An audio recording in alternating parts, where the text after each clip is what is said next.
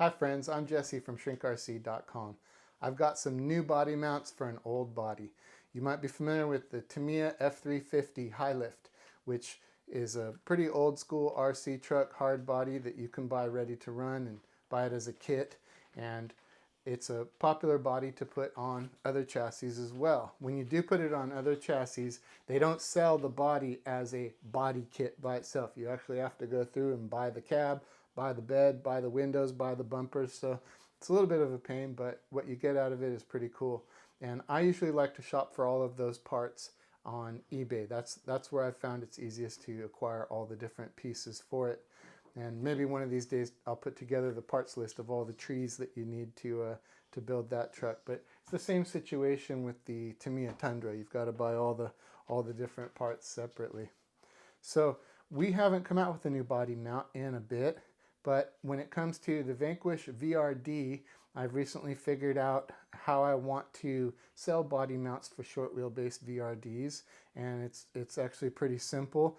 There's some Vanquish rear links that you can get for the VRD that will shorten it to the right wheelbase to use on the shorter wheelbase trucks like the 4Runner, the Mojave 2-door, this F350, and the Blazer.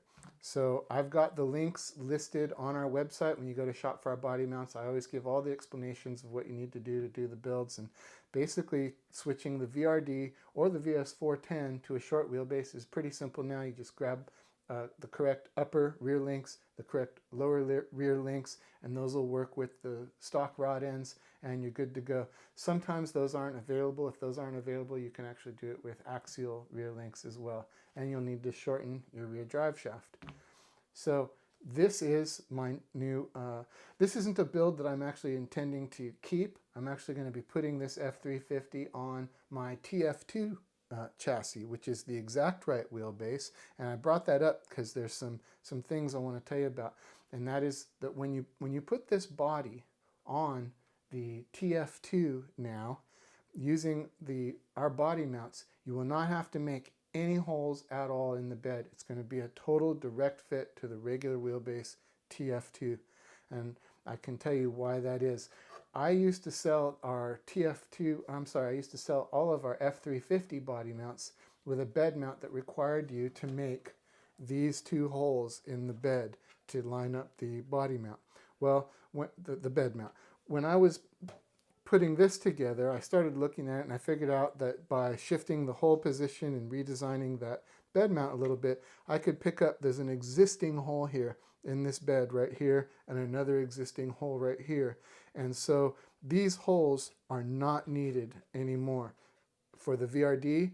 And while I was at it, I went back and I changed our F350 mounts for TF2, our F350 mounts for the Element Enduro, and our F350 mounts for the VS410, so that with any of these chassis, you no longer need to make these holes in the bed.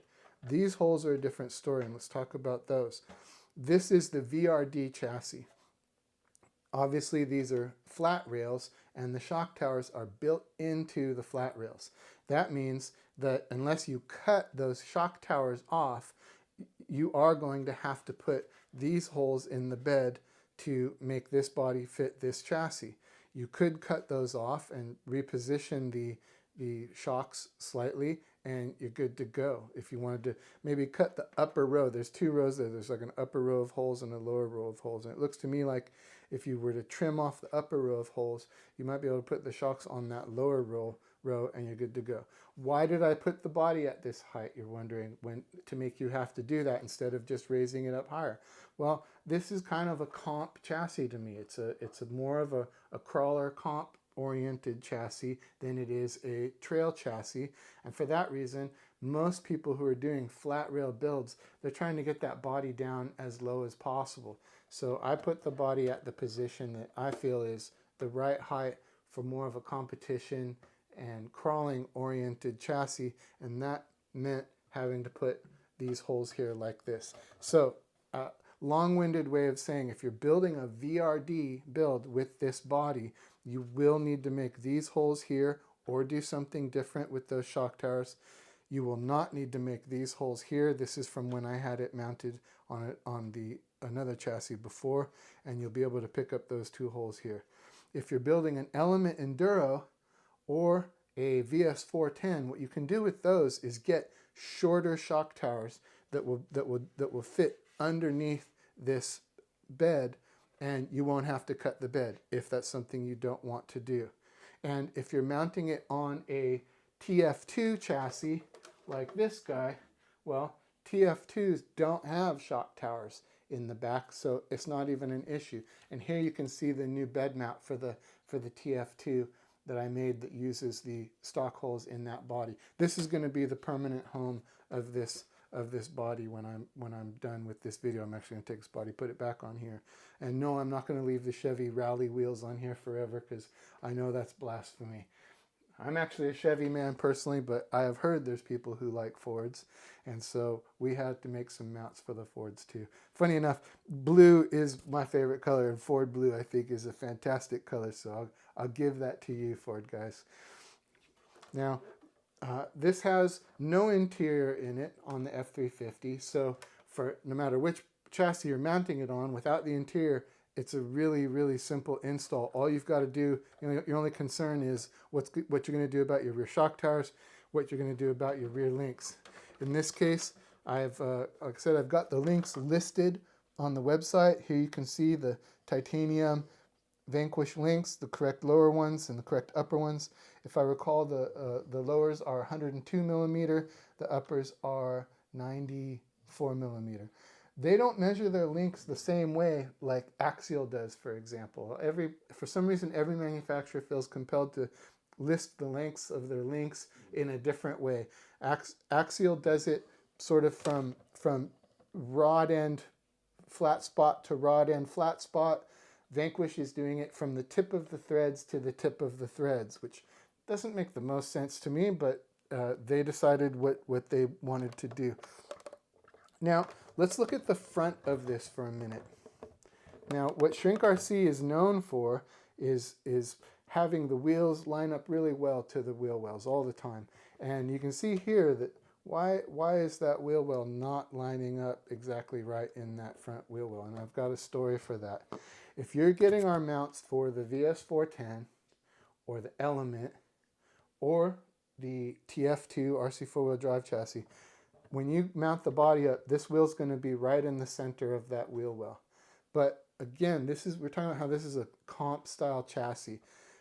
When people are doing comp style chassis, I'm assuming they're going to be running a big old wheel and tire combo on there. And in fact, I'm going to be putting let's switch gears for a second. I'm going to be putting this body on this chassis eventually. And I'm going to be running it with these big wheels and tires. And I'm assuming that if you're doing a flat rail chassis, that your goal is to do more of that comp crawler type build, and that you're planning to run big tires. Now what happens is if the front tire is lined up perfectly like this on a truck like this, when you go to cut the opening to make clearance for your wheels to turn, you run out of room back here. This side of the tire here, look at how small this tire is, and it's already touching the back of that fender opening. So you can see that with a much larger tire on here, I'm actually going to have to go in and cut away all this. Well, when this is centered on here, you wind up cutting away so much, you actually have to, you run out of room before you get into the actual body mounting hole. So what works out to me, I've got to make judgment calls with all these different mounts. What wound up working out to me was for the VRDs only, and I do the same thing on the, incidentally, I do the same thing on these. This is the Axial Pro. I have the front wheel shifted forward. The axle is shifted forward just a little bit like this, and that's to make more room for that. The other thing that does is it keeps it in a consistent mounting location where the rear links wind up being the same rear links, whether you're doing a VS410, a VS410 or doing a VRD. It's the same set of rear links to use in the back, and it'll always line up your rears once you do those. The front, as I said, now you could go through and I guess shorten the fronts a little bit if you for some reason wanted to do small tires on the VRD. But to me, if you want the front wheels to line up perfectly and you love Vanquish, I'd suggest getting a VS410 instead of a VRD.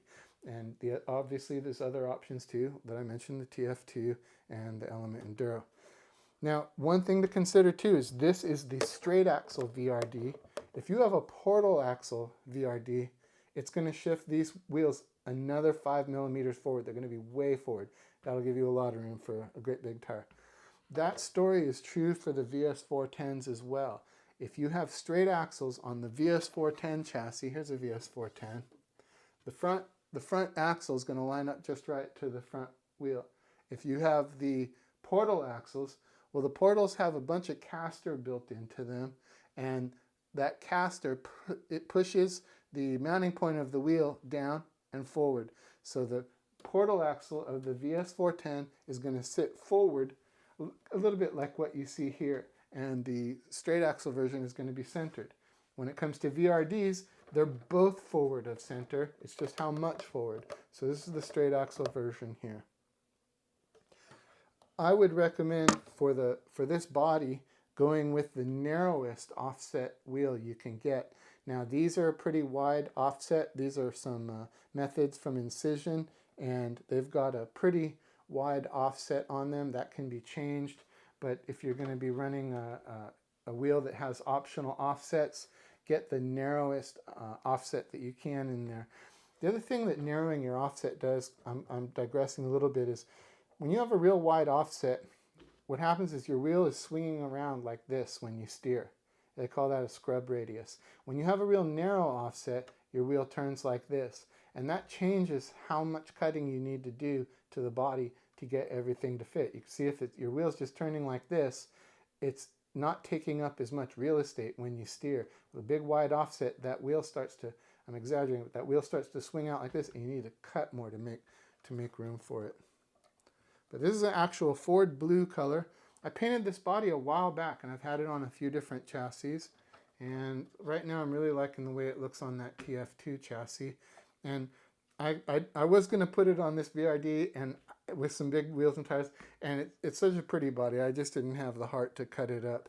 And I'll probably make a little tonneau cover to go back here and cover that up. So that's the new announcement. Body mounts for the F350 on the VRD. They'll work with straight axles or portals. If you have straight axles, your wheels are going to be a little bit forward in the front. If you have portals, they're going to be a lot forward. We also have F350 mounts that are now revised for the TF2, the Element, and the VS410, and those will all make it to where you do not need to make these holes in the bed. If you've got any questions, please ask them below. Appreciate you watching. The stuff's available at ShrinkRC.com. Peace.